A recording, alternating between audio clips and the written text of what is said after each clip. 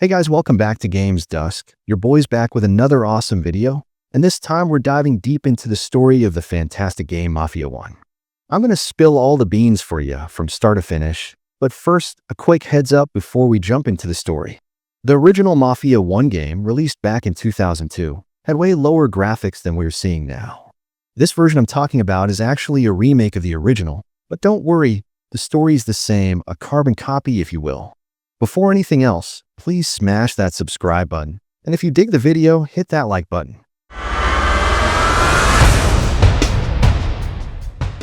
The story kicks off in 1938. An Irish detective named Norman strolls into a small restaurant to have a chat with Tommy, our main man in the game. You Tommy? Tommy Angelo. Detective Norman.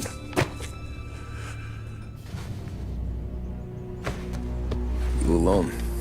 No self-respecting badges coming in here unless it's the health inspector. Right off the bat, we see Tommy asking Norman to put his family under police protection. But Norman, being a bit of a wise guy, kind of scoffs. Seriously? Why on earth would we put your family under protection? Tommy explains he's got some serious dirt on the big mafia organizations and wants to spill it to the police. In return, he wants his family to be safe and sound. Since the info is about Salieri, the big shot mafia boss of that era, Norman gets a bit intrigued and thinks, maybe this Tommy guy's got something worth hearing. But he makes it clear he's not making any promises.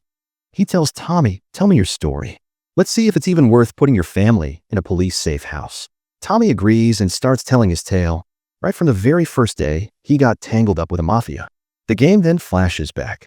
It's 1930, and Tommy's a taxi driver in Lost Heaven, a city that's basically a mashup of New York and Chicago. He's just finished his shift and is heading to get his cab checked out when he suddenly gets caught in the middle of a turf war between two of the city's mafia families. When I first met Polly and Sam.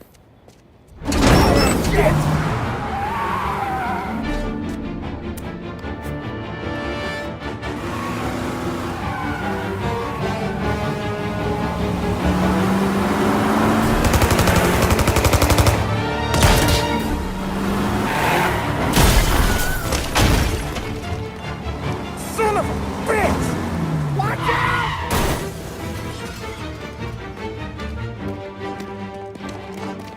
Get up, Polly! There's a taxi here! We'll be okay! Move it! Come on! Generally, in this game, the mafia wars are between two main families. The Salieris, who Tommy eventually joins, and the Morellos, who are their rivals. Tommy's whole mess starts right there. Sam and Polly literally stumble upon Tommy by chance. Polly's been shot in the skirmish. They jump into his cab and just yell, "Drive." Tommy's like, "Where to?" And they bark back, "Just drive, no questions asked." They manage to give the slip to the guys chasing them. Tommy drops them off at their destination and realizes they're part of the Salieri crime family. Sam and Polly are pretty impressed with Tommy's driving skills. They tell him, "Wait here, we'll get you some cash." His car's already a wreck anyway. They hand Tommy the money and tell him, "Our door's always open if you ever need anything." Tommy says, "Sure, I'll hit you up if I need anything." But deep down, he has no intention of ever going back. He just wants to get out of there. We also hear Tommy narrating to Norman, the detective from the beginning, that he never wanted to get into the mafia back then. He didn't even think about it.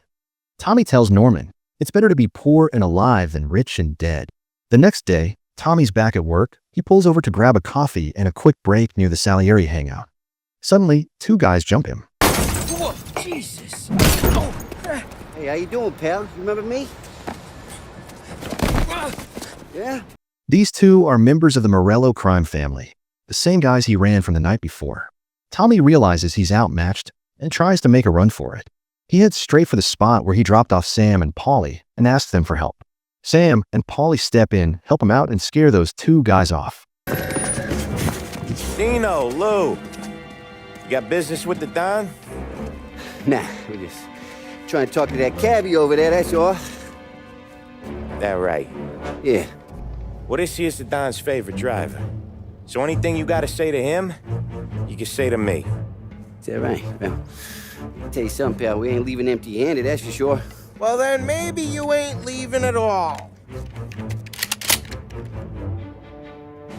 Since Tommy sees his life is on the line, he decides to join the Salieri crew for protection and becomes a driver for the family. The boss Salieri himself, the guy in the slick suit always smoking, tells Tommy that to make up for the damage, he needs to sneak into Morello's cafe, trash their cars, and give them back double the damage they cost. Since this is Tommy's first mission for the Salieri family, he tries to pull it off perfectly to earn their trust. Tommy and Paulie covertly get into the parking lot and scratch up a bunch of their cars. Now that Tommy has Salieri's trust, he officially becomes a member of the Salieri crime family. A few years pass. Tommy, Sam, and Paulie are going door to door, collecting their monthly protection money. What's this money for? These shopkeepers pay the Mafia families a monthly fee to get their protection from other gangs. The mission was going pretty smoothly until they hit a motel club.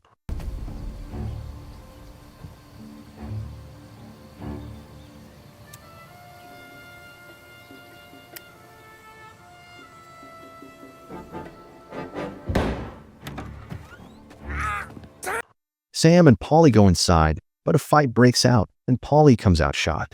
Another guy outside yells, "Don't ever show your faces around here again."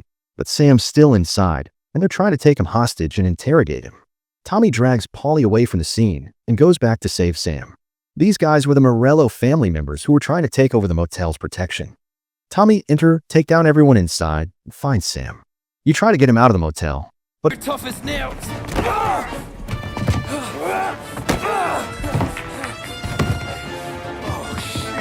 He's got the money, Tom! another Morello guy who's still alive has grabbed the motel's money. You jump in a car and chase him down to get the money back. The year passes, it's 1932. Salieri comes to Tommy worried. He tells him the races are coming up, and one of their rivals has a car that's way faster than theirs. If that car races and Salieri loses, he'll lose a massive amount of money he's bet. Salieri orders Tommy to steal the car and take it to a mechanic named Lucas Bertone to make some modifications. These changes will prevent the car from reaching its maximum speed. On the morning of the race, Tommy's bad luck continues. The driver who was supposed to represent Salieri and race breaks his wrist. Tommy, despite his initial protests, is forced to drive in his place. The hotshot favorite, Martin Lichtenberg, taking some time out of the International Series to compete with us today. Got some news from the grid here. Lost Heaven local favorite Mikey Dunn is out. Replacing him is, Tommy Angelo. Well, I'm sure you'll all join me in wishing him good luck. That happy girl we just saw at the racetrack, I'll tell you who she is in a bit. Hey, Tommy! There's our winner!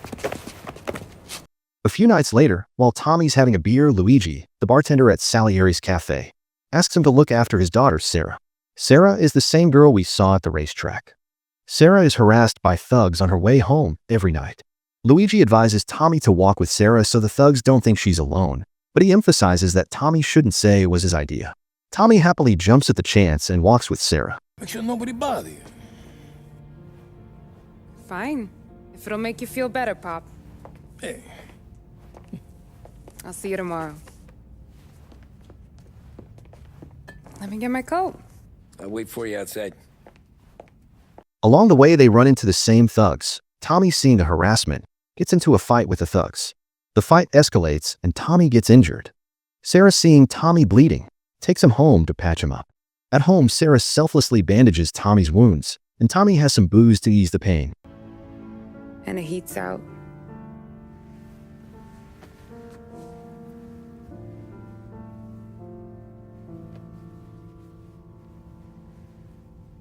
Yes, Alto.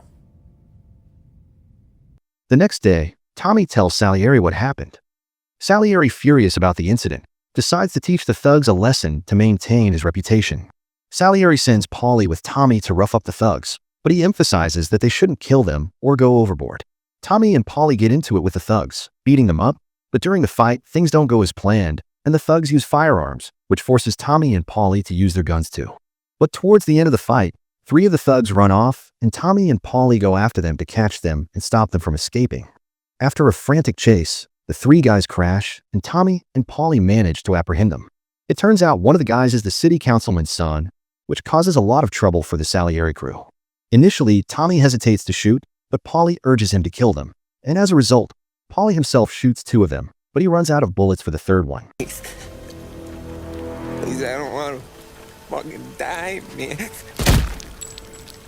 Christ, Tom. You can't feel sorry for these animals? Guy like this would plug you if you give him the chance. Gotta pull the trigger without thinking. Guess I'm out. This one's finished too. From this point on, Tommy's missions become more violent and ruthless, and he delves deeper into the Mafia world to get rid of any soft spots or tenderness he might have left and not be a sissy. A few days later, Frank, Salieri's consigliere, informs Tommy that the Morello family has taken over one of Salieri's hotels. Tommy is tasked with going to the hotel to kill a woman who's selling information to Morello's men, and also the hotel manager. Get out! Get the hell out! You, Michelle? What's it to you? Fella named Sam is one of your regulars. Maybe there's a lot of guys named Sam. You know him. Works for Don Salieri. Maybe you got him talking about our business from time to time, and maybe... To make a point, he's supposed to plant a bomb in the manager's office. After finding the woman, Tommy can't bring himself to kill her. After her desperate pleas, Tommy just threatens her and gives her money to leave. Because of some of Morello's girls. I didn't mean nothing by it. Tell him I'm sorry. Tell him I won't never open my mouth again. I know. I'm sorry. I'm so sorry.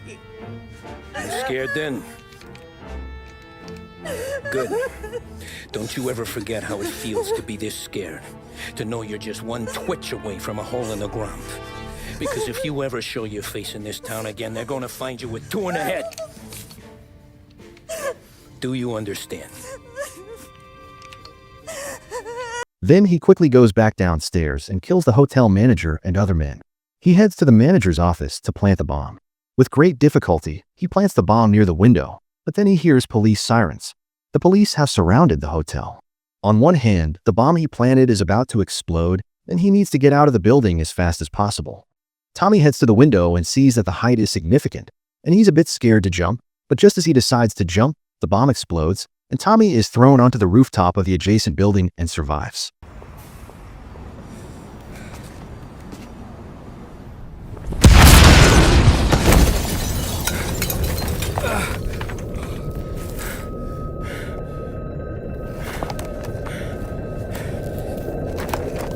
Tommy escapes from the police chase and reaches a church. Unfortunately, this is the same church where the funeral for the city councilman's son, whom Paulie had killed, is being held. The third son, who had survived and whose Paulie had run out of bullets for, was also at the ceremony. The son recognizes Tommy, and another fight breaks out, with Tommy killing everyone. In the end, the surviving son tries to attack Tommy, but Sam shoots him from behind, finishing the job. Wait, that's the guy. That's the guy who killed Billy! Murder in the house of God. These men were criminals, Father. Thieves. Rapists. Killers. And God would have embraced them if they'd asked for forgiveness.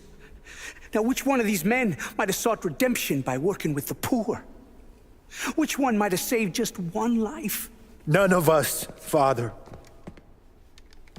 You bastard. If you have any confessions to make, you better do it quick. No more bloodshed, please! I'm sorry, Father. Consider this an act of divine retribution.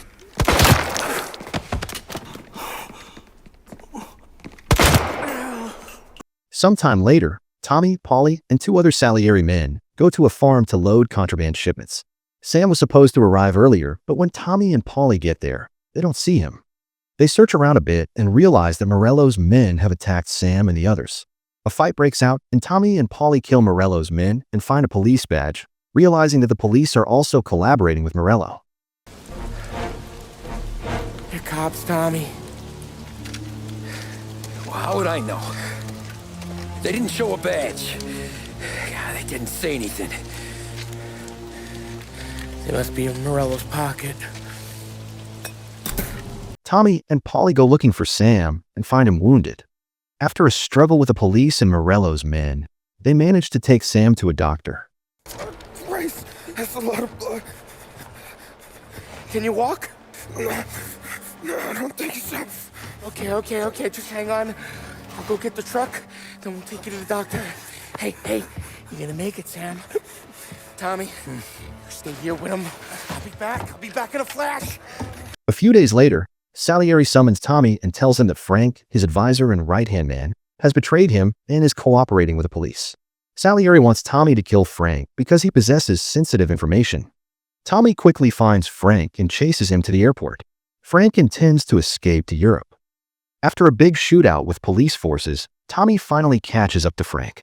Before killing Frank, Tommy asks him to explain his reason for betraying them. Frank reveals that his family was held hostage, and he was forced to give some information to the prosecutor to save his family. Frank tells Tommy that he hasn't given the documents to the prosecutor yet and gives Tommy a key, specifying the location of the documents in a bank. Tommy, feeling merciful, allows Frank to escape and then lies to Salieri, telling him that he killed Frank and burned his body, and also delivers the documents. Morello offered me a simple trade. The Don's account books for our lives and tickets out of this town. You hand the books over yet? I'm not so stupid, Don. They're safe. Morello was waiting for this. It's a key to a box in the Grand Imperial Bank downtown. I told Morello I'd hand it over after the plane was fueled and ready to go. His men were meant to fetch it before we left. I took care of them. Despite Frank's disappearance and the document he had against Salieri, the case against Salieri was still open with the prosecutor. Because of this, Salieri orders Tommy to secretly break into the district attorney's house. They are to go there with a locksmith named Salvador and make all the files about Salieri disappear. They enter the district attorney's house. As usual, things don't go as planned. The alarm goes off and all the police forces show up. Tommy and the locksmith find the files, grab them and run.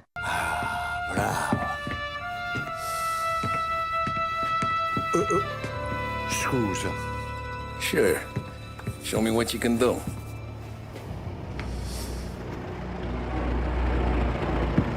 Shit.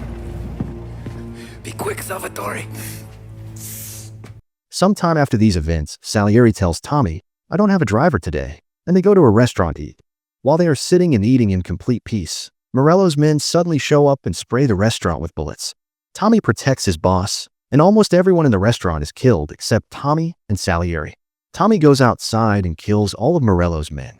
Then an angry Salieri realizes that his driver, who was also his bodyguard and had said he wasn't coming to work today, sold Salieri out to Morello's men. Bastard could have at least let me finish my wine. Hey, Salieri! Come out of there and we'll make this quick.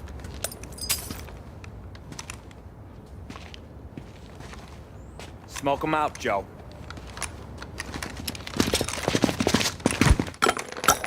Shit, watch out!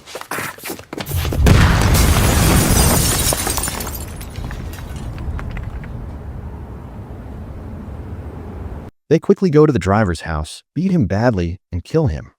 Morello gets the news that Salieri is still alive and goes to his brother, Sergio, telling him that an all-out war is about to break out with the Salieri group. Salieri decides to react to the Morello family's actions. Salieri wants to eliminate one of the Morello family's strong allies, who coincidentally is the same city councilman whose son Paulie killed. Now, Tommy is supposed to infiltrate a ship where it's the councilman's birthday party, disguise his crew, and assassinate him. After the assassination, Paulie and Sam come to Tommy's aid and help him escape. After that incident, the Salieri family decides to kill Sergio, Morello's brother. Sam and another one of their men are chasing Sergio, and after a long pursuit, they can't kill him and decide to come up with another plan. The plan was for Tommy to plant a bomb in Sergio's car, but by mistake, his wife gets into the car, and Tommy runs to tell her not to get in, but it explodes. Yeah, I'm still here. Oh, Christ. Hey! Stop!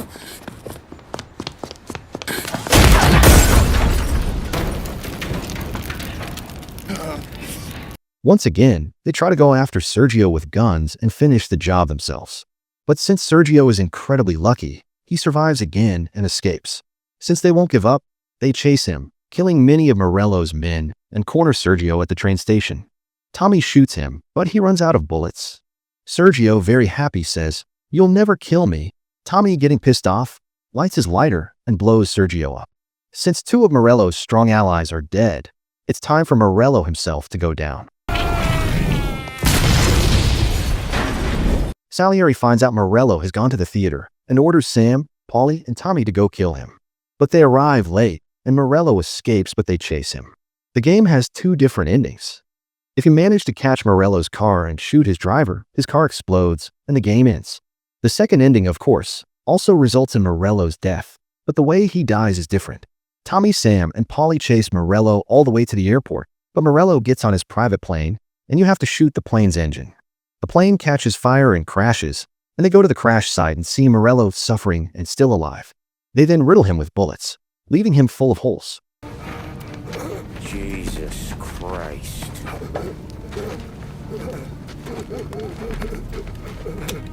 Bastard's daddy doesn't even know it yet.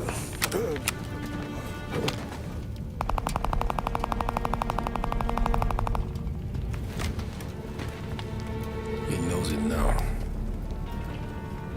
Yeah, pal. That'll do it. Come on.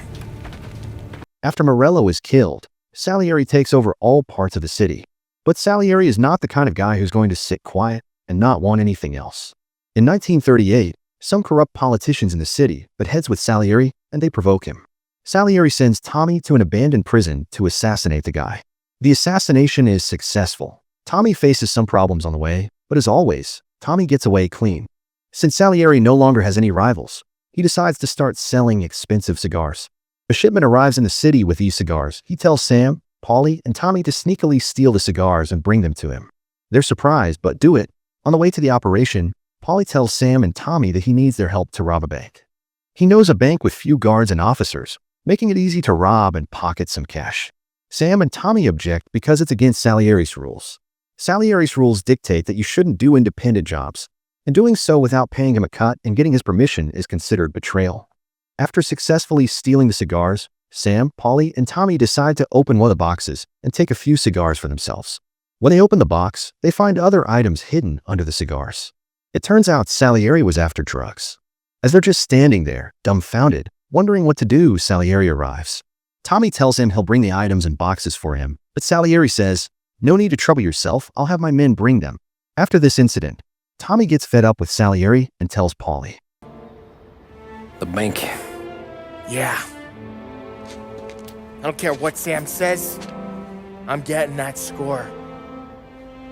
How much you figure? You want in? We're just talking. I knew I could count on you, pal. They go and successfully rob their bank. As they come out, they agree not to spend the money all at once so that the bank robbery doesn't get traced back to them, and Salieri doesn't find out. They decide to spend the money little by little. The day after the robbery, Tommy goes to check on Paulie and finds him dead on the floor of his house. He searches the house, completely fuming, and sees that the money is also gone. He initially thinks it's a robbery. As he looks around, he hears the phone ring.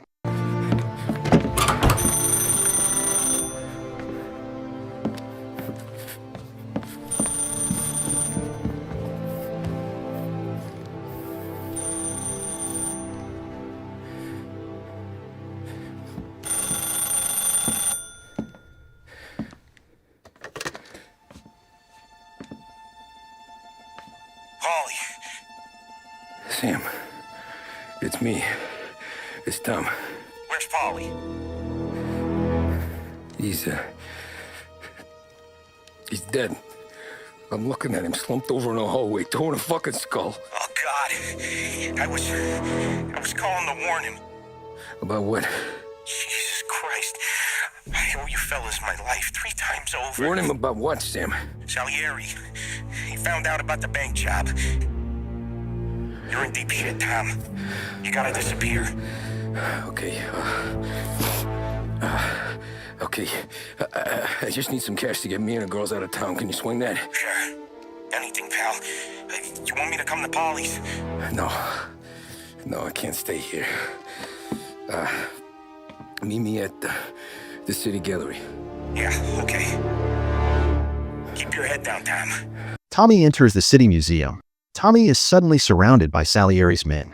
Tommy looks up and sees Sam, and he understands what's going on. Sam confesses that he told Salieri about Tommy and Paulie's robbery, and he also took the money that was at Paulie's house. He even says that Salieri is mad at Tommy because he didn't kill Frank but lied to Salieri that he did.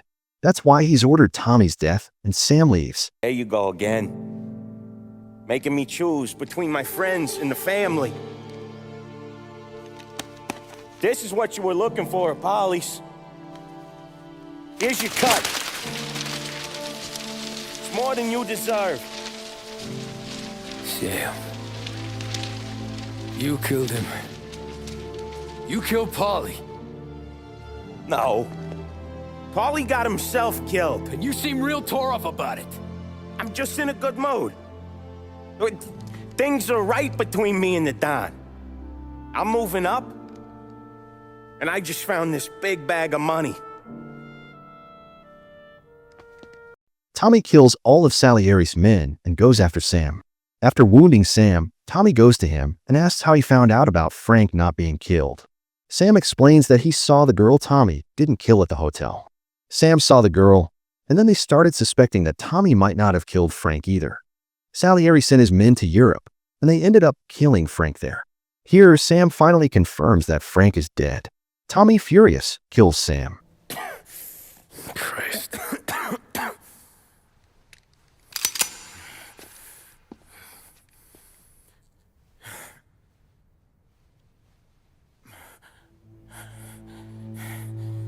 You can't do it, can you? Always that little voice in the back of your head. Maybe sounds like your baby girl. Or Sarah. Always telling you not to pull that trigger.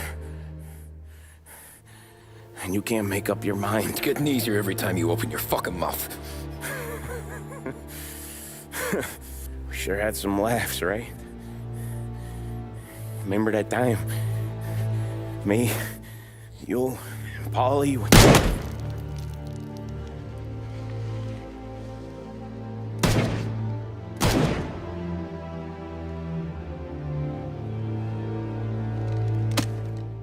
Tommy quickly goes home to Sarah and their daughter to escape to Europe.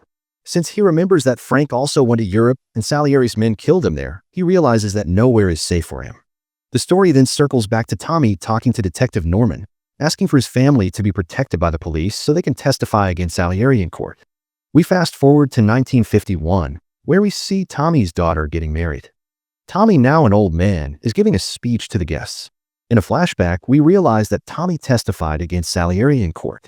Salieri was sent to prison for the rest of his life, and the other men who worked for him were executed. Tommy himself serves some time but is released early due to his cooperation with the police. 5 years later, in 1957, Tommy is watering his garden at home. A mysterious car pulls up, and two men get out and walk towards Tommy. Mr. Angelo.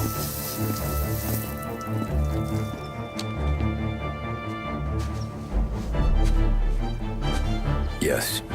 Mr. Salieri sends his regards.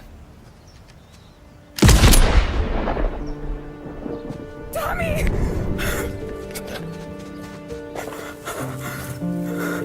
That's okay. You're safe now. Thanks for watching our video. If you still haven't subscribed to our channel, hit that subscribe button. And if you liked the video, please give it a thumbs up.